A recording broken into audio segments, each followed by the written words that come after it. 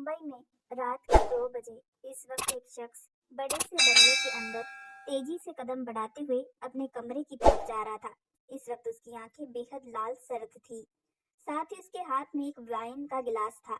वह वाइन का गिलास पीते हुए अपने कदम तेजी से आगे बढ़ा रहा था। वह शख्स अपने मन में, आज इस लड़की को मैं बताऊंगा कि इसने मुझसे शादी करके कितनी बड़ी गलती कर दी है। ये कहते हुए समीर आहूजा वह वाइन का गिलास गुस्से से दूसरी तरफ फेंकते हुए कमरे के अंदर एंटर करता है। समीर आहूजा अपने सामने एक लड़की को देखकर, जिसने अपने चेहरे पर एक लंबा सा घूंघट ओढ़ा रखा था, यह देखकर समीर अपने मन में, कितनी बेशरम है ये लड़की, इतना कुछ होने के बाद भी ये अब तक मेरे सामने खड़ी है। यह सोचते हुए समीर गुस्से से कमरे का दरवाजा बंद करता है। इतनी तेज कमरे का दरवाजा बंद होने की वजह से वह लड़की थोड़ा सहम जाती है।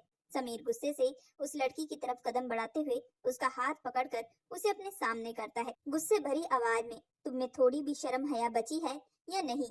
ये सुनते ही वह लड़की, जिसका नाम नंदनी था, वह बेहद धीमी आवाज में, आप मुझसे ऐसी बात क्यों कर रहे हैं? तभी समीर गुस्से से नंदनी की कलाई पकड़ते हुए, ये भोली भाली लड़की बनने का नाटक बंद करो। मैं तुम जैसे लड़कियों को अच्छे से जानता हूँ। तुम जैसी लड़कियाँ पैसों की खातिर अपने आप को किसी के साथ भी बेच सकती हैं। शादी की रात अपने पति के मुंह से इतने कठोर शब्द सुनकर नंदनी रोने लगती है। तभी समीर यह देखकर, ठीक इसी तरह तुमने मेरे डैड को फंसाया होगा। पता नहीं क्या सोचकर मेरे डैड ने मेरी शादी तुम जैसी बाजारू लड़की के साथ कर दी। यह कहते हुए समीर नंदनी की कलाइयों पर अपनी पकड़ तेज करता है। नंदनी धीरे से, प्लीज, मुझे दर्द हो रहा है। समीर ये सुनते ही, दर्द? दर्द का एहसास भी है तुम्हें? मुझ पर क्या बीत रही है? मेरा नाम समीर आहूजा है। मैं दिन रात मेहनत करके ये मुकाम हासिल किया हूँ कि मैं पूरे मुंबई का जाना माना बिजनेसमैन हूँ, और लड़कियां तो मुझसे मिलने के लिए भी तरसती हैं। लेकिन इन सब के बावजूद भी आज मेरे ही खुद के डैड ने मेरी शादी एक कोठे वाली लड़की के साथ कर दी। अब लोगों को मैं क्या कहूँगा कि समीर आहूजा, जिसे लोग इतना वेल सेटल बिजनेसमैन मानते हैं, आज उसने एक कोठे वाली लड़की के साथ शादी कर ली। पता नहीं कितने आदमियों के साथ तुमने अपनी रातें रंगीन की होगी। ये कहते हुए समीर गुस्से से नंदनी का हाथ झड़कते हुए उसे दूसरी तरफ धकेलता है। समीर की इस हरकत से नंदनी दूसरी तरफ जाकर जमीन पर गिरती है।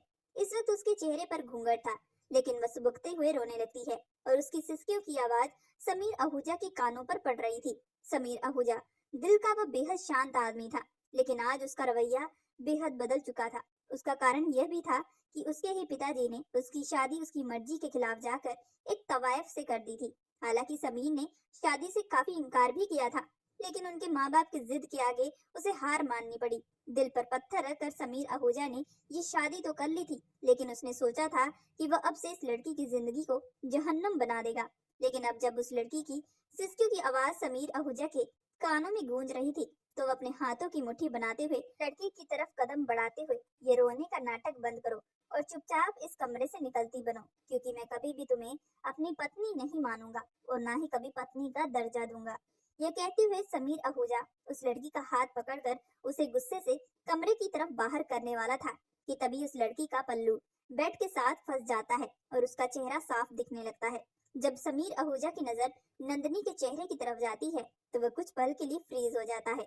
नंदनी, जो कि दिखने में बेहद खूबसूरत थी, उसकी ब्राउन आंखें जो कि उसकी सुंदरता को और भी ज्यादा निखार रही थी। समीर की निगाहें जब नंदनी के चेहरे से होते हुए उसके गुलाबी होठों पर जाती है, तो कुछ पल के लिए वो शांत हो जाता है। शादी करने से पहले समीर ने नंदनी को बिल्कुल नहीं देखा था। नंदनी का चेहरा अभी और इसी वक्त वह देख रहा था। नंदनी धीरे से उस पल्लू को छुड़ाने की कोशिश करती है। उसकी आंखों से लगातार आंसू बह रहे थे। तभी समीर उस पल्लू को छुड़ाते हुए जैसी नंदनी की तरफ बढ़ता है, तो देखता है कि उसके चेहरे पर एक गहरा निशान था और गालों पर किसी के खरोचने के निशान थे। यह देखकर समीर उससे कुछ पूछने की कोशिश करता है। उसके पास अब हिम्मत बिल्कुल भी नहीं थी, क्योंकि अभी कुछ देर पहले ही वह नंदनी को बहुत बुरे बुरे शब्द बोल चुका था। नंदनी जैसे ही अपना पल्लू छुड़ाकर कमरे से बाहर जाने वाली थी कि तभी समीर अपनी आंखें बंद करते हुए तेज आवाज में, जहां हो वहीं ठहर जाओ। समीर की आवाज सुनते ही नंदनी दुबक कर एक कोने में खड़ी हो जाती है। इस वक्त वह काफी कांप रही थी। उसे अंदर ही अंदर डर लगने लगा था कि कहीं समीर उसके साथ अब कुछ गलत ना कर दे। यह सोचते हुए नंदनी की आंखों से लगातार आंसू बहने लगते हैं। समीर तेज कदमों से नंदनी की तरफ बढ़ते हुए, डैड तुम्हें इस घर में और मेरी जिंदगी में लेकर आए हैं, सो तुम अब इस कमरे में रहोगी, लेकिन हाँ, ये बात बिल्कुल भी मत भूलना कि मैं तुम्हें कभी भी अपनी पत्नी नहीं मानूंगा, क्योंकि तुम मेरे लिए सिर्फ एक बाजारू औरत हो। ये कहते हुए समीर आहूजा गुस्से से कमरे से बाहर चला जाता है। शादी की रात अपने पति के मुंह से ये सारी बात सुनते ही नन्ही को बेहद तकलीफ पहुंचती है। आखिर मम्मी पापा, आप लोग मुझे क्यों छोड़कर चले गए थे? आपके जाने के बाद देखो आपकी बेटी नंदनी के साथ क्या हो रहा है।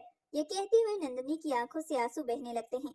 अगली सुबह सुष्मिता जी वीरेंद्र जी से बात करते हुए, आखिर आपने क्यों क्यों मेरे बेटे की शादी उस लड़की के साथ करवाई?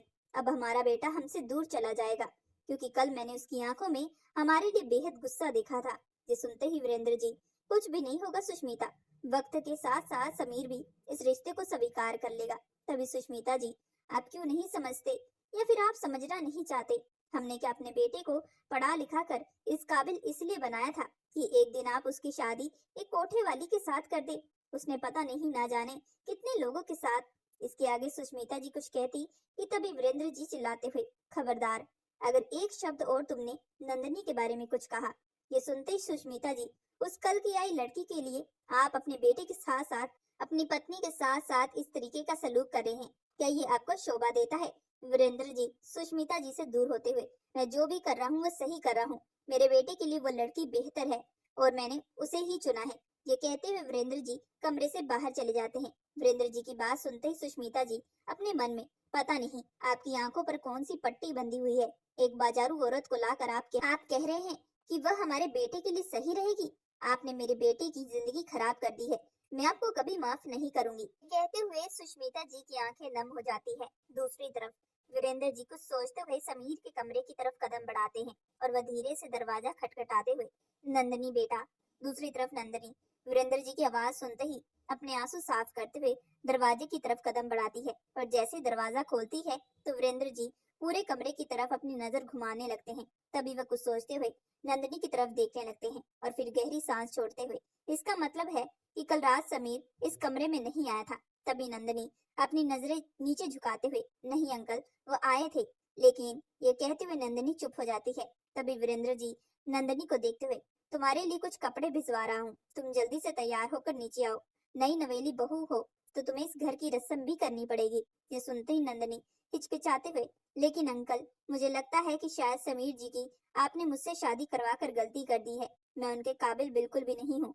ये सुनते ही वीरेंद्र जी, ये क्या बोल रही हो नंदनी, तुम्हें पता भी है अब तुम्हारी शादी हो चुकी है और तुम्हारी शादी को 24 घंटा भी नहीं हुआ और तुम इसके आगे। वीरेंद्र जी कुछ कहते हैं कि तभी नंदनी बात को काटते हुए, अंकल, मैं आपकी बहुत इज्जत करती हूँ, लेकिन मुझे लगता है कि समीर जी इस रिश्ते को कभी स्वीकार नहीं करेंगे, क्योंकि कल रात मैंने उनके दिल में अपने लिए बेपनाह नफरत देखी थी, और वैसे भी मैं उनके लायक बिल्कुल नहीं हूँ। समीर जी इतना पढ़े लिखे हैं और मैं अनपढ़ गंवार लड़की और साथ ही साथ एक कोठे वाली हूँ, जिसे इस समाज में बिल्कुल भी कोई इज्जत नहीं दी जाती। ये कहते हुए नंदनी की आंखों से एक कतरा आंसू बह जाता है। तभी वीरेंद्र जी नंदनी का हाथ पकड़ते हुए, बेटी, जो पहले हुआ उसे भूल जाओ और अब तुम समीर की पत्नी हो और इस घर की बहू हो। समीर बेशक इस रिश्ते को स्वीकार कर नहीं रहा, लेकिन कम से कम तुम तो इस रिश्ते को निभाओ। मेरा बेटा धीरे धीरे तुम्हें खुद अपनाने लगेगा, अभी उसे कुछ समय का वक्त दो, क्योंकि तुम अच्छे से जानती हो कि मैंने तुम दोनों की शादी अचानक से करवाई है। मैंने कभी भी समीर को तुम्हारे बारे में नहीं बताया था, इसी वजह से मैं तुम्हें कह रहा हूँ, तुम बिल्कुल भी हिम्मत मत हारो। नंदनी वीरेंद्र जी की बात सुनते ही उसमें थोड़ी हिम्मत आती है और वह वीरेंद्र जी की तरफ देखते हुए, ठीक है अंकल, आप जैसा कह रहे हैं मैं वैसा करूंगी, मैं इस रिश्ते को बखूबी से निभाऊंगी। ये कहते हुए नंदनी के फेस पर एक हल्की सी मुस्कुराहट आती है। ये देखकर वीरेंद्र जी नंदनी के सर पर हाथ रखते हुए, अब जल्दी से तुम तैयार होकर नीचे आओ।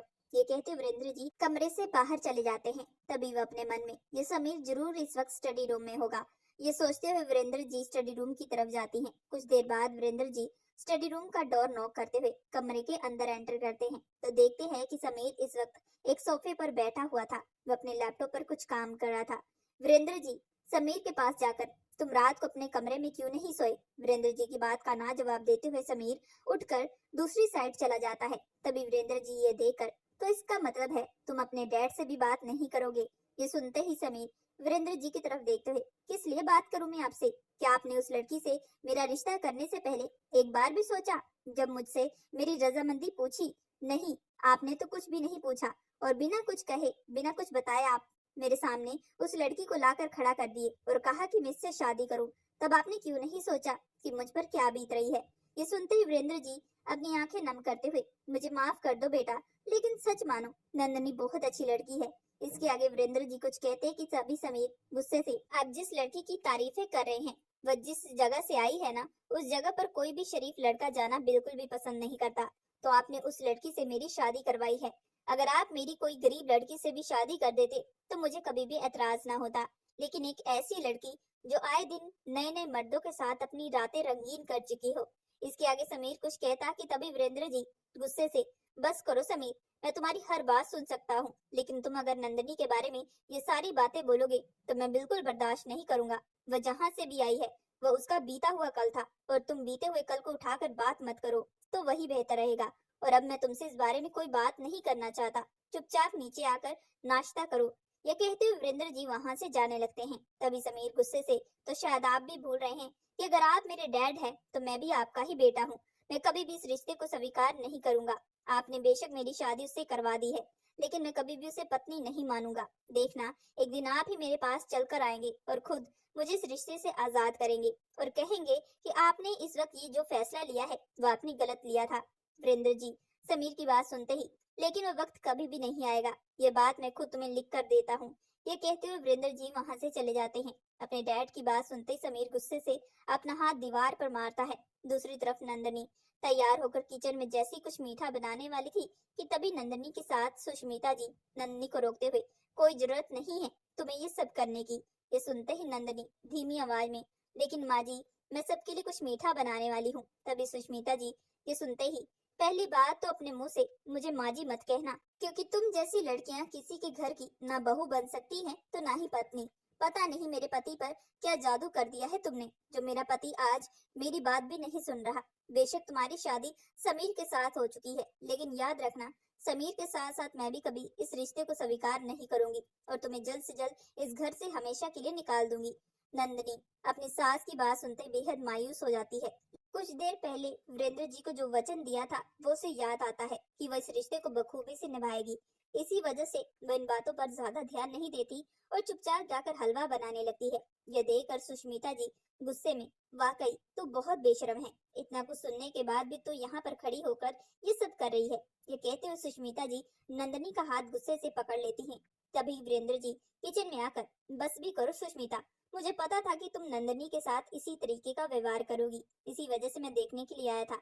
ये सुनते ही सुष्मिता जी, आपका दिमाग पागल हो चुका है, जो आप इस जैसी लड़की को हमारे घर पर बहू बनाकर लाए हैं। वीरेंद्र जी चिल्लाते हुए, मैंने कुछ देर पहले ही तुम्हें क्या कहा था, क्या तुम्हें मेरी बात समझ में नहीं आती? ये कहते हुए वीरेंद्र जी गुस्से से सुष्मिता जी की तरफ कदम बढ़ाते हैं। तभी सुष्मिता जी, कहीं आपका और इस लड़की का कोई चक्कर तो नहीं चल रहा, इसी वजह से आप इसे हमारी घर की बहू बनाकर लाए हैं। ये सुनते ही वीरेंद्र जी गुस्से भरी नजरों से सुष्मिता जी पर जैसे ही हाथ उठाने वाले थे कि तभी उस हाथ को रोकते हुए, नहीं अंकल, आप मेरी वजह से माँ जी के साथ ऐसा बिल्कुल मत करिए। ये देखकर सुष्मिता जी, वाह, कल की आई लड़की के लिए आप मुझ पर हाथ उठाने वाले हैं। पता नहीं इस लड़की ने आप पर क्या जादू टोना कर दिया है जो आप ये सब कर रहे हैं। ये कहते हुए सुष्मिता जी की आंखों से आंसू आने लगते हैं और वह रोते हुए किचन से बाहर चली जाती है। तभी नंदनी वीरेंद्र जी की तरफ देखते हुए, अंकल प्लीज आप मेरे लिए किसी के साथ भी झगड़ा मत करिए, मैं खुद अपने इन रिश्तों को बखूबी से निभाऊंगी और एक ना एक दिन माँ जी और समीर जी के दिल में अपने लिए जगह बनाकर ही रहूंगी। लेकिन तब तक कोई भी मुझे कुछ भी कहता है तो आप प्लीज बीच में मत आइए। ये सुनते ही वीरेंद्र जी, लेकिन बेटी नंदनी, वीरेंद्र जी का हाथ पकड़ते हुए, आप मेरे लिए अंकल नहीं बल्कि मेरे पिता समान हैं और आप मुझ जैसी लड़की को उस दुनिया से निकाल कर यहाँ पर लेकर आए हैं और ये मेरे लिए बहुत बड़ी बात है। लेकिन इसके आगे का सफर सिर्फ मेरा है, तो प्लीज आप मेरी वजह से किसी को भी कुछ मत कहिए और ये मेरी आपसे रिक्वेस्ट है। वीरेंद्र जी नंदनी की आवाज सुनते ही उनके चेहरे पर एक हल्की सी मुस्कुराहट आती है। तभी वह नंदनी की तरफ देखते हुए, ठीक है बेटी, तुम जैसा चाहती हो मैं वैसा करूंगा। ये कहते हुए वीरेंद्र जी किचन से बाहर चले जाते हैं। करीब आधे घंटे के बाद नंदनी सबको हलवा परोसती है, लेकिन जैसे ही हलवे की कटोरी समीर आहूजा के सामने करती है तो समीर गुस्से से टेबल को से उठते हुए, मॉम मैं लेट हो रहा हूँ, ऑफिस के लिए निकल रहा हूँ, ये कहते हुए चला जाता है। समीर कि बेरुखी देखकर नंदनी को काफी दुख लगता है। तो दूसरी तरफ सुष्मिता जी ये देखकर, इसी वजह से मैंने तुम्हें कहा था कि तुम्हें ये सब करने की जरूरत नहीं है। हम कभी भी तुम्हें अपने परिवार का हिस्सा नहीं मानेंगे। ये कहते हुए सुष्मिता जी भी गुस्से से वहां से चली जाती है। वीरेंद्र जी ये देखकर नंदनी को हौसला देते हुए वह हलवा खाना स्टार्ट कर देते हैं। वह नंदनी की तरफ देखते हुए, यह हलवा तो तुमने काफी लाजवाब बनाया है। ये कहते वीरेंद्र जी अपनी पॉकेट में से नंदनी को एक गिफ्ट रैप किए एक छोटा सा डिब्बा नंदनी की तरफ बढ़ाते हैं। तभी नंदनी ये देखकर, लेकिन अंकल इसकी क्या जरूरत थी? ये सुनते ही वीरेंद्र जी, बेटी ये तुम्हारा हक है, आज तुम्हारी पहली रसोई है जिसकी वजह से मैं तुम्हें आशीर्वाद के तौर पर दे रहा हूँ। हाँ मैं ये मानता हूँ ये तुम्हारी सास का हक था, लेकिन वो ना सही, कम से कम मैं तो दे रहा हूँ। ये कहते वीरेंद्र जी अब तुम ये बातें छोड़ो और जल्दी से इसे खोल कर देखो। तभी नंदनी जैसे उस गिफ्ट के बॉक्स को खोलती है तो उसमें गोल्ड की अंगूठी थी। यह देखकर नंदनी हैरान भरी आंखों से वीरेंद्र जी की तरफ देखती है। वह धीमी आवाज में, अंकल ये तो काफी महंगा है, इसीलिए मैं इसे नहीं ले सकती। ये कहते हुए नंदनी वापस करती है। तभी वीरेंद्र जी, इनकार मत करो बेटी, इस पर तुम्हारा हक है और इस पर मैं तुम्हारी कोई बात नहीं सुनूंगा। दूसरी तरफ सुष्मिता जी सारी बातें चुपके से सुन रही थी। यह देखकर उनकी आंखें बड़ी हो जाती हैं। तभी वह गुस्से से, यही सब तो इस लड़की को चाहिए था, इसी वजह से इसने मेरे बेटे से शादी की है, लेकिन एक ना एक दिन मैं इस लड़की को अपने घर से निकाल कर रहूंगी। ये कहते सुष्मिता जी अपने हाथों की मुट्ठी बना लेती है। दूसरी तरफ समीर ऑफिस में बैठे हुए अपने दोस्त विक्रांत से बात करता है। समीर के साथ जो हुआ था वह सारी बात विक्रांत को बता देता है। विक्रांत उसका बहुत ही खास और पक्का दोस्त था। सारी बात सुनने के बाद विक्रांत समीर से, मुझे विश्वास नहीं हो रहा कि तेरे डैड तेरे साथ ऐसा कर सकते हैं। बचपन में तो वो हमेशा मुझे कहते थे कि वह तेरी शादी बहुत अच्छी लड़की के साथ कराएंगे, लेकिन अब जो उन्होंने तेरे साथ किया है वह बहुत ज्यादा गलत है। किसी के भी माता पिता अपनी खुद की औलाद की शादी किसी भी ऐसी लड़की के साथ नहीं करेंगे जो एक तवायफ हो। ये सुनते ही समीर चेयर से उठते हुए, क्या कहूँ यार, तू भी अच्छे से जानता है कि मैं अपने मॉम डैड से कितना प्यार करता हूँ। अगर वह कल मुझे अपनी कसम न देते तो मैं कभी भी उस लड़की से शादी न करता। तो तभी दूसरी तरफ से विक्रांत, अब तू आगे क्या सोचा है? अब तेरी शादी तो हो ही चुकी है और अब तुझे इस रिश्ते को अपनाना पड़ेगा। क्या तूने उस लड़की से बात की? तभी समीर विक्रांत की आंखों में देखते हुए, नहीं विक्रांत, मैं उसे अपनी पत्नी नहीं मानता और मैं पल पल उसे इतनी तकलीफ दूंगा कि वह खुद इस रिश्ते को और मेरे घर को छोड़कर हमेशा के लिए खुद दूर चली जाएगी। और तब डैड को समझ में आएगा कि उन्होंने जो फैसला लिया था वह कितना गलत था। ये कहते हुए समीर की आंखें बेहद लाल हो जाती हैं। ऐसे ही सारा दिन बीत जाता है। ठीक शाम को जैसे समीर घर वापस जाता है तो सुष्मिता जी समीर से बात करते हुए, वो लड़की बहुत चालाक है, तेरे पिता के ऊपर पता नहीं क्या जादू कर दिया है कि आज उन्होंने उस लड़की को एक गोल्ड की अंगूठी दी है और उस पर वह लड़की बेहद खुश थी। ऐसा लगता है कि वो मानो उसने इन्हीं सब के लिए तुमसे शादी की है। इसके आगे सुष्मिता जी कुछ कहने वाली थी कि तभी समीर गुस्से से अपने कमरे की तरफ कदम बढ़ा देता है और जैसे ही कमरे के अंदर एंटर करता है तो वह अपनी नजरें चारों तरफ घुमाते हुए वह नंदनी को ढूंढने लगता है। लेकिन नंदनी इस वक्त वॉशरूम में थी। जैसी कुछ देर बाद वह वॉशरूम से बाहर आती है तो समीर को सामने देखकर वह बेहद धीमी आवाज में, आप आ चुके हैं तो मैं अभी आपके लिए खाना लगा कर लाती हूँ। ये कहते हुए नंदनी जैसी कमरे से बाहर कदम बढ़ाने वाली थी कि समीर गुस्से से नंदनी को दीवार के साथ लगाते हुए, तुम्हारी मैं इतनी बेइज्जती करता हूँ फिर भी तुम्हें बिल्कुल भी कोई फर्क नहीं पड़ता। लेकिन फर्क भी कहाँ से पड़ेगा, तुम जैसी लड़कियां की कोई इज्जत नहीं होती है ना। ये कहते हुए समीर नंदनी की कलाई पर अपनी पकड़ मजबूत करता है। नंदनी अपने आप को छुड़ाने की कोशिश करते हुए, प्लीज मुझे छोड़िए, मुझे दर्द हो रहा है। ये सुनते ही समीर, अब इन सब की आदत डालो। नंदनी अहूजा, आखिर अब तो आप मेरी पत्नी बन चुकी हैं, मैं तो तुम्हें इससे भी ज्यादा दर्दनाक दर्द दूंगा। ये कहते हुए समीर नंदनी की हाथों की तरफ अंगूठी देखता है तो उस हाथ को पकड़ते हुए, वाओ, आज मेरे डैड से एक नया गिफ्ट मिल चुका है। आखिर तुम्हें यही सब कुछ तो चाहिए था, इसी वजह से तुमने मुझसे शादी की। शायद वहां पर तुम्हारी कोई ख्वाहिशें नहीं पूरी कर पाता होगा। इसके आगे समीर कुछ कहने वाला था कि तभी नंदनी, आपको मुझे जितनी तकलीफ देनी है आप दीजिए, मैं मना नहीं करूंगी, लेकिन बार बार आप ये सब बातें मत बोलिए। ये सुनते समीर, क्यों, तुम्हें तकलीफ हो रही है? वैसे किस बात की तकलीफ? ये कहते समीर गुस्से से नंदनी की कमर पर पकड़ मजबूत करता है और धीरे से उसके कान में, अब तुम अपनी उल्टी गिनती करना शुरू कर दो, मैं तुम्हें इस घर से हमेशा हमेशा के लिए निकाल कर ही रहूंगा। ये कहते हुए समीर नंदनी को दूसरी तरफ धकेल कर कमरे से बाहर चला जाता है। समीर के जाते ही नंदनी की आंखों से लगातार आंसू बहने लगते हैं। वो अपने आप से बात करते हुए, आखिर मेरी गलती क्या है, किस चीज की मुझे सजा दी जा रही है? अभी इसी तरीके से वक्त बीतने लगता है। सुष्मिता जी समीर को हमेशा ही नंदनी के खिलाफ भड़काया करती थी। समीर तो वैसे ही नंदनी से नफरत करता था, लेकिन अपनी माँ की बातें सुनकर उसकी आंखों में नंदनी के लिए बेहद गुस्सा आ जाता था और वह रोज रात को नंदनी को बहुत तकलीफ दिया करता था। अपने पति के मुंह से इतनी कड़वी कड़वी बातें सुनकर नंदनी फिर भी हिम्मत बिल्कुल भी नहीं हारती थी। वह दिन रात अपनी तरफ से पूरी कोशिश करती थी और उसका समीर का रिश्ता सही हो जाए, लेकिन शायद उसकी किस्मत में कुछ और ही लिखा था, क्योंकि समीर हर वक्त उसे तवायफ कहकर बुलाया करता था, जो बात नंदनी को बहुत ही ज्यादा खराब लगती थी। वीरेंद्र जी भी इस बात पर कई बार समीर और सुष्मिता जी को समझाते थे, लेकिन सबका यही कहना था कि आपने जानबूझकर उस लड़की की शादी समीर के साथ करवाई है। ऐसे ही धीरे धीरे वक्त बीता गया और एक दिन समीर की कंपनी को एक बहुत बड़ा प्रोजेक्ट हासिल हुआ था, जिसकी खुशी में पार्टी रखी गई थी, जहां पर सब लोग शामिल थे। लेकिन वहीं पर विक्रांत भी समीर की इस पार्टी में शामिल हुआ था। जहां पर हर तरफ लोग खुशियां मना रहे थे, तो वहीं दूसरी तरफ समीर गुस्से में बार काउंटर पर बैठा ड्रिंक कर रहा था। यह देखकर विक्रांत, अरे बस भी करो समीर, कितना पियोगे, देखो तुम्हारी हालत तुमने क्या बना ली है। ये सुनते ही समीर, नहीं विक्रांत, आज बहुत बाद मैं पी रहा हूँ, मैं दिल खोल कर पीना चाहता हूँ, इसी वजह से तुम मुझे प्लीज मत रोको। तभी विक्रांत, ठीक है, मैं तुम्हें नहीं रोकूंगा, लेकिन आखिर बात क्या है, तुम्हें इतना गुस्सा क्यों आ रहा है? अगर कोई बात है तो मुझे शेयर करो। विक्रांत की बात सुनते ही समीर, मैं तुझे क्या बात शेयर करूँ, तू तो मेरी लाइफ का हर पार्ट जानता है। आज मेरी शादी को पूरे 2 महीने से ऊपर हो चुके हैं, लेकिन मैं शादी में घुट घुट कर जी रहा हूँ। मैं उस लड़की को इतने ताने देता हूँ, इतनी तकलीफ देता हूँ, ताकि वह खुद इस घर को छोड़कर और मुझे छोड़कर चली जाए, लेकिन वह इतनी पत्थर दिल की है कि मेरी बातों का उस पर बिल्कुल भी कोई असर नहीं होता। मैंने सोचा था कि रोज उसे तकलीफ दूंगा तो वह खुद ब खुद यहाँ से चली जाएगी, लेकिन इतना कुछ करने के बाद भी वह मुझे छोड़कर नहीं जा रही। मुझे लगता है कि मेरी जिंदगी अब बर्बाद हो चुकी है। ये सुनते ही विक्रांत, मैं इस हालत में बिल्कुल भी नहीं देखना चाहता। तू मेरा बहुत अच्छा दोस्त है, बल्कि दोस्त तो छोड़, मैं तुझे अपना भाई मानता हूँ। अगर तू सच में इस रिश्ते से आजाद होना चाहता है तो मेरे पास एक आइडिया है। ये सुनते ही समीर अपनी आंखें विक्रांत की तरफ करते हुए, कौन सा आइडिया? तभी विक्रांत समीर के कान में एक ऐसी बात कहता है जिसे सुनकर समीर की आंखें बड़ी हो जाती हैं और उसके चेहरे पर एक बड़ी सी मुस्कुराहट आ जाती है। वह विक्रांत की तरफ देखते हुए, ये आइडिया तूने मुझे पहले क्यों नहीं दिया? ये सुनते ही विक्रांत, क्योंकि मुझे लगा था कि शायद एक ना एक दिन तू इस रिश्ते को स्वीकार कर लेगा, लेकिन अब लगता है कि शायद वह मेरी गलतफहमी थी। अगर तू सच में इस रिश्ते से आजाद होना चाहता है तो मैं तेरे लिए ये काम कर सकता हूँ। ये सुनते ही समीर, हाँ, तू जल्द से जल्द ये कर। मैं चाहता हूँ कि वह लड़की मेरी लाइफ से हमेशा के लिए चली जाए। ये सुनते ही विक्रांत, बस कुछ दिन का वेट कर, मैं तुझसे वादा करता हूँ कि मैं तेरी लाइफ में सब कुछ ठीक कर दूंगा। ये कहते विक्रांत समीर को गले लगा लेता है।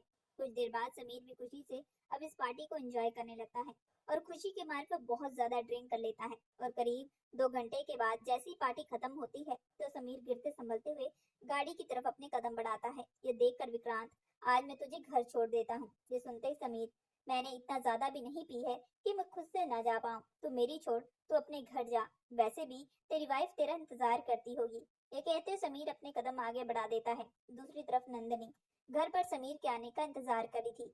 वह घड़ी की तरफ देखते हुए, ये अभी तक आए क्यों नहीं है, ये सोचकर नंदनी समीर को कॉल लगाने लगती है, लेकिन समीर इस वक्त उसकी कॉल का कोई आंसर नहीं करता। इसी तरीके से कम 2 घंटे ऊपर हो जाते हैं।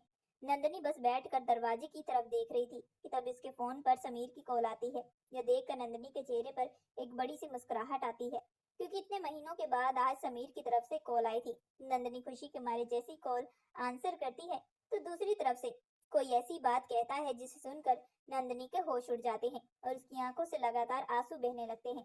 करीब आधे घंटे के बाद हॉस्पिटल के अंदर वीरेंद्र जी और नंदनी तेजी से कदम बढ़ाते हुए वार्ड के अंदर एंटर करते हैं। यह देखकर उनकी आंखें बड़ी हो जाती है। वीरेंद्र जी डॉक्टर की तरफ कदम बढ़ाते हुए, ये सब कैसे हुआ डॉक्टर? तभी डॉक्टर समीर की तरफ देखते हुए, इन्होंने बहुत ज्यादा ड्रिंक कर ली थी, जिसकी वजह से गाड़ी का डिसबैलेंस हो गया और फिर इनकी गाड़ी एक दूसरी गाड़ी के साथ टक्कर खा चुकी थी। शुक्र मनाओ कि लोगों ने इन्हें यहाँ पर पहुंचा दिया। आज अगर ये वक्त पर ना पहुंचते तो शायद।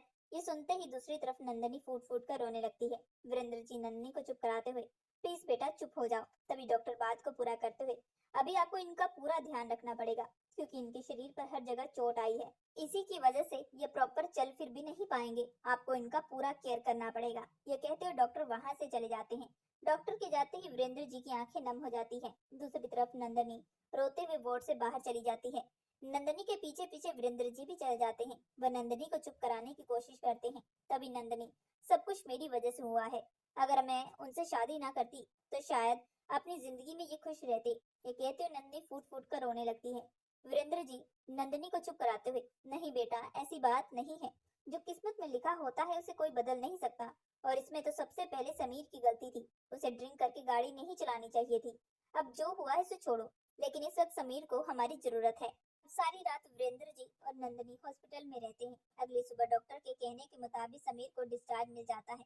जैसे ही वह घर पर समीर को लेकर जाते हैं तो सुष्मिता जी यह देकर, इस लड़की की वजह से ही सब कुछ हुआ है, इसी ने मेरे बेटे की ये हालत की है, मैं इसे छोड़ूंगी नहीं, ये कहते सुष्मिता जी गुस्से से नंदिनी की तरफ बढ़ने वाली थी कि तभी वीरेंद्र जी आगे बढ़ते हुए, खबरदार, अगर तुमने नंदिनी को एक शब्द कुछ कहा, आज जो तुम्हारे बेटे की हालत हुई है ना, उसकी खुद की वजह से है। दारू पीकर वह गाड़ी चला रहा था तो एक्सीडेंट तो होना ही था ना। तो दूसरी तरफ से समीर ये बात सुनते ही गुस्से से, आप लोगों का तमाशा खत्म हो चुका हो तो मुझे कोई रूम में लेकर चले। यह सुनते ही सुष्मिता जी आगे बढ़ते हुए, हाँ बेटा, मैं तुम्हें लेकर चलती हूँ। यह कहते सुष्मिता जी सहारा देते हुए समीर को कमरे में ले जाती हैं। दूसरी तरफ नंदनी अपनी सास के मुंह से ये बात सुनते ही उसकी आंखें फिर से नम होती हैं। तभी वीरेंद्र जी उसके कंधे पर हाथ रखते हुए, जाओ जाकर समीर को देखो, वह तुम्हारा पति है और इस वक्त उसे तुम्हारी जरूरत है। वीरेंद्र जी की बात सुनते ही नंदनी कमरे की तरफ कदम बढ़ा देती है। नंदनी को सामने देखकर समीर गुस्से से, तुम यहाँ से चली जाओ, मुझे तुम्हारी जरूरत नहीं है। तभी सुष्मिता जी नंदनी की तरफ बढ़ते हुए, तुम्हें एक बार में समझ में नहीं आता, मेरे बेटे ने कहा है ना कि तुम्हें वो बिल्कुल भी नहीं देखना चाहता, तो तुम यहाँ से चली जाओ। ये कहते सुष्मिता जैसे ही नंदनी का हाथ पकड़ती है तो नंदनी अपना हाथ छुड़ाते हुए, नहीं माँ जी, बल्कि आप इस कमरे से चली जाए, ये कमरा और मेरे पति का है, आप चाहे या ना चाहे, लेकिन हकीकत यही है कि मैं समीर आहूजा की पत्नी हूँ। इतने महीनों के बाद नंदनी के मुंह से ये बात सुनते सबके होश उड़ जाते हैं। तभी सुष्मिता जी, वाह, अब तेरे मुंह में जुबान भी आने लगी है। जो कल तक एक अच्छी बहू होने का नाटक करती थी, आज उसकी हकीकत दिख रही है। तभी नंदनी समीर की तरफ बढ़ते हुए, आपको जो समझना है समझिए, लेकिन इस वक्त आप इस कमरे से जाएं, मैं अपने पति को खुद देख लूंगी। नंदनी की बात सुनते ही समीर गुस्से से कुछ कहने वाला था कि तभी नंदनी बात को काटते हुए, आप अपने आप को बहुत बड़े बिजनेसमैन मानते हैं ना, तो एक मामूली सी लड़की से आपको इतना फर्क नहीं पड़ना चाहिए।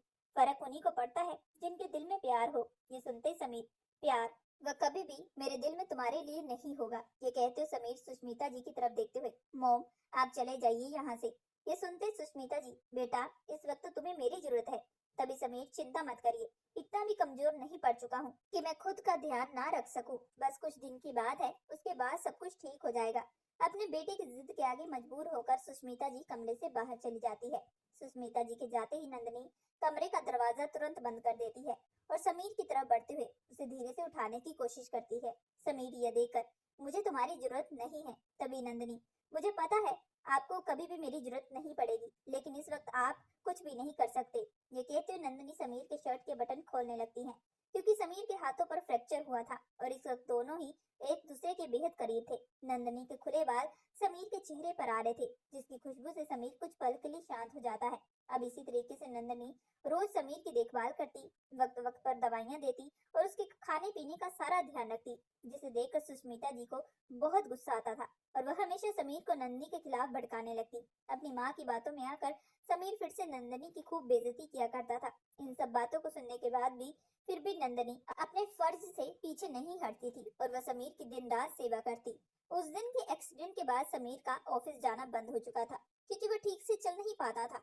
लेकिन धीरे धीरे ठीक होने में समीर को पूरे 2 हफ्ते से भी ज्यादा लग चुके थे।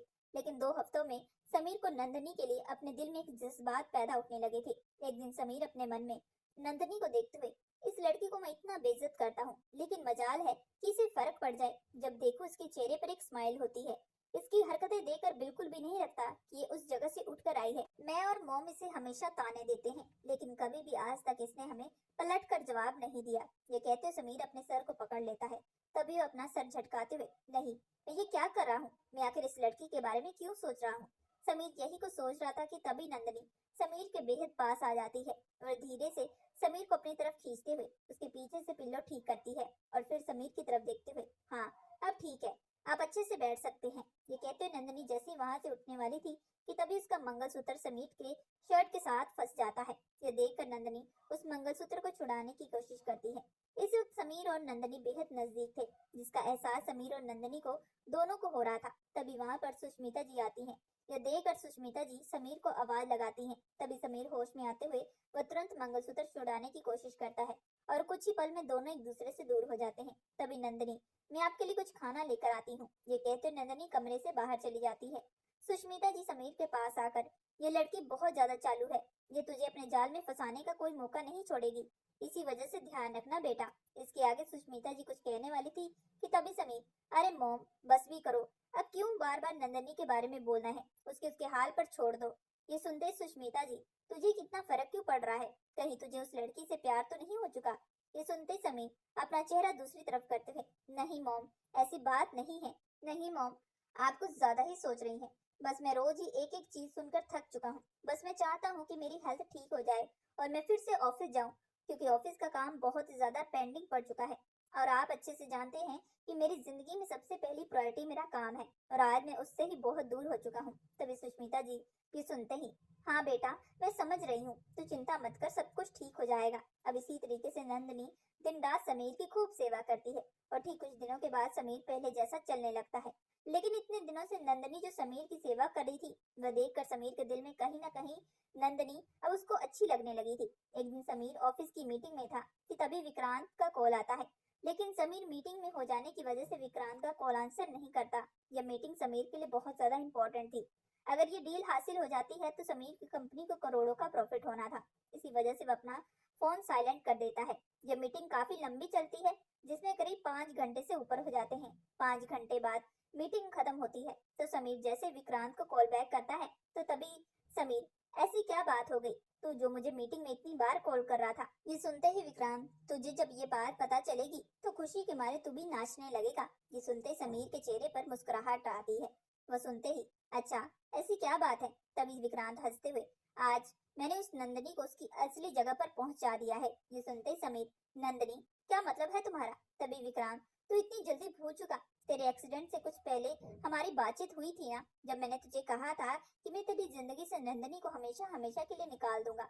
तो काफी दिनों तक पता लगाने के बाद मैं उस कोठी वाली औरत से बात किया था जहाँ से नंदनी को लाया गया था, और उस औरत ने आज अपने गुंडों को भेजकर नंदनी को उसी जगह पर वापस ले जा चुके हैं जहाँ से वह आई थी। अब तेरी जिंदगी का जो कांटा था वह निकल चुका है। ये सुनते ही समीर हैरान भरी आवाज में, विक्रांत एटलीस्ट तुझे कुछ करने से पहले मुझे बताना चाहिए था। ये सुनते विक्रांत, मैं तुझे फोन तो कर रहा था लेकिन तूने ही मेरा फोन रिसीव नहीं किया, और अब तू इतना हैरान क्यों हो रहा है, तू भी तो यही चाहता था ना। ये सुनते समीर, हाँ मैं चाहता था, लेकिन ये कहते हुए चुप हो जाता है। तभी वह तुरंत फोन रखते हुए सीधा ऑफिस से निकलकर अपनी गाड़ी के पास चला जाता है। इस वक्त समीर ने गाड़ी की रफ्तार बहुत तेज की थी।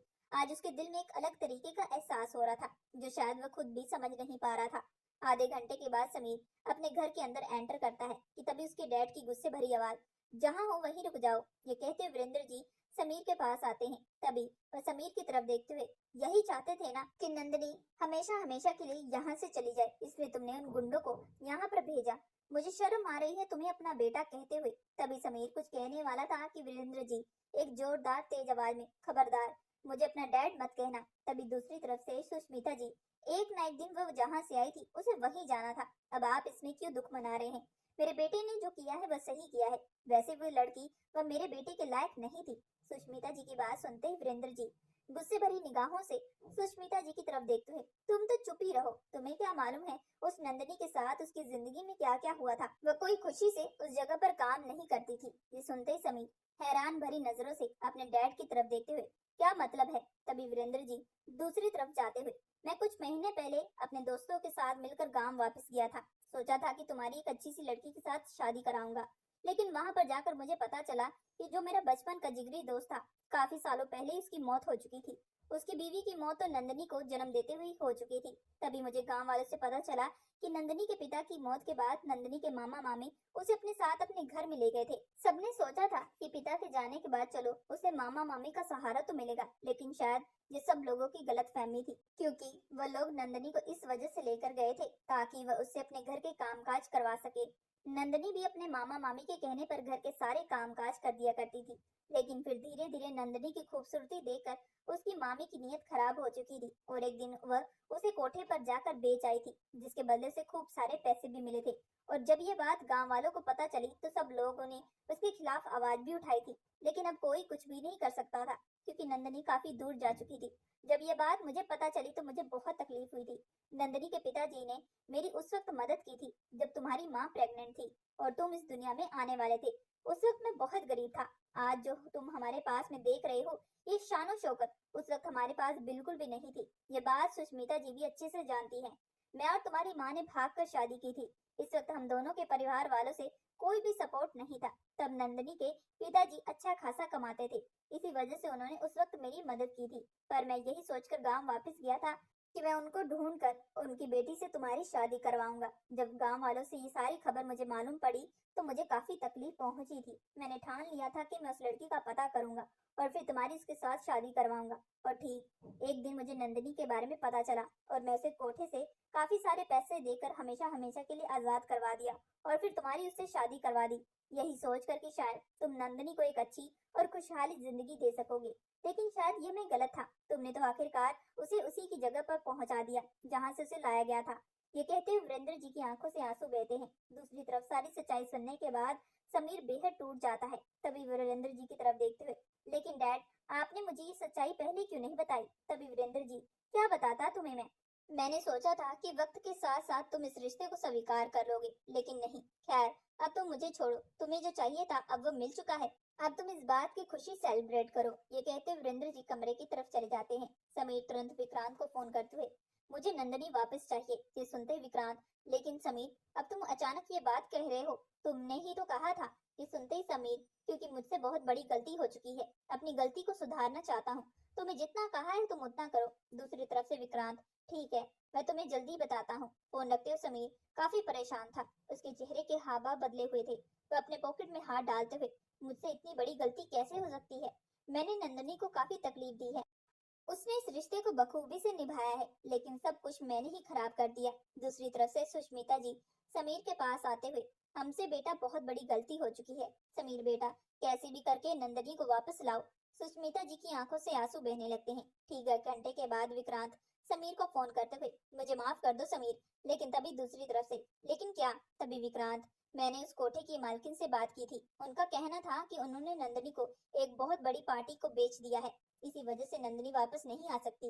ये सुनते ही समीर गुस्से से, नहीं ऐसा नहीं हो सकता। विक्रांत पता करो, मुझे नंदनी वापस चाहिए। तभी विक्रांत, मुझे माफ कर दो मेरे दोस्त, लेकिन अब हमारे हाथ में कुछ नहीं बचा। हालांकि मैंने उस कोठे की मालकिन को बहुत पैसों की लालच भी दी थी, लेकिन उनका कहना था कि नंदनी की खूबसूरती देखकर कोई कस्टमर उस पर फिदा हो चुका था और उसने लगे हाथों उसकी बड़ी कीमत अदा करके उसे वहां से दूर ले जा चुका है। ये बात सुनते ही समीर गुस्से से अपना फोन दूसरी तरफ फेंकते हुए, नहीं ऐसा नहीं हो सकता। ये कहते उसकी आंखों से लगातार आंसू बहते हैं। तभी सुष्मिता जी, ये देखकर, क्या हुआ बेटा? तभी समीर सुष्मिता जी को सारी बात बता देता है, जिसे सुनते सुष्मिता जी भी, सब कुछ हमारी वजह से हुआ है, भगवान कभी भी हमें माफ नहीं करेंगे। उस दिन के बाद से समीर खाना पीना छोड़ देता है क्योंकि उसे अपनी गलती का एहसास होने लगता है। वह दिन रात नंदनी की याद में रोता रहता है, जो हर वक्त उसकी सेवा करती थी। आज नंदनी से दूर हो जाने के बाद समीर को उसकी दूरी खटकने लगती है। हालांकि समीर ने नंदनी को ढूंढने की कई बार कोशिश की थी, लेकिन हर तरफ से उसे निराशा ही मिली थी। इसकी वजह से धीरे धीरे समीर की तबीयत खराब होने लगी थी। फिर एक दिन ऐसा आया कि उसे हॉस्पिटल एडमिट किया गया था। डॉक्टर वीरेंद्र जी को साफ कह दिए थे कि ना खाने पीने की वजह से समीर की हालत ये हो चुकी है। ये सुनते ही वीरेंद्र जी की आंखें नम हो जाती हैं और जैसे वार्ड में जाते हैं तो समीर अपने डैड को देखकर, मुझसे बहुत बड़ी गलती हो चुकी है। आपने सही कहा था, नंदनी मेरे लिए परफेक्ट थी, लेकिन मैं ही कभी इस रिश्ते को स्वीकार नहीं किया। शायद इसी वजह से आज मेरी गलती की वजह से नंदनी बहुत दूर जा चुकी है, जहाँ से मैं उसे कभी वापस नहीं ला सकता। ये कहते समीर की आंखें नम हो जाती है। वीरेंद्र जी, ये देखकर मुझे खुशी है कि तुम्हें आज जाकर नंदनी का एहसास हुआ है, लेकिन मैं तुम्हें बताना चाहता हूँ कि नंदनी आज भी तुम्हारे पास है। यह बात सुनते ही समीर हैरान भरी आंखों से, क्या मतलब है आपका? तभी वार्ड के अंदर से नंदनी एंटर करती है। यह देखकर समीर हैरान भरी आंखों से नंदनी को देखते हुए, नंदनी तुम यहाँ पर? तभी नंदनी समीर के पास आती है। नंदनी के सामने हाथ जोड़ते हुए, मुझे माफ कर दो नंदनी, मैं तुम्हारा बहुत बड़ा गुनहगार हूँ। ये कहते समीर की आंखों से लगातार आंसू बहते हैं। नंदनी समीर के आंसू पोंछते हुए, नहीं आप मुझसे माफी मत मांगे, आपकी कोई भी गलती नहीं है। आपकी जगह कोई और भी होता तो शायद यही करता। जो हुआ है उसे भूल जाइए। ये सुनते समीर, लेकिन तुम यहाँ पर कैसे?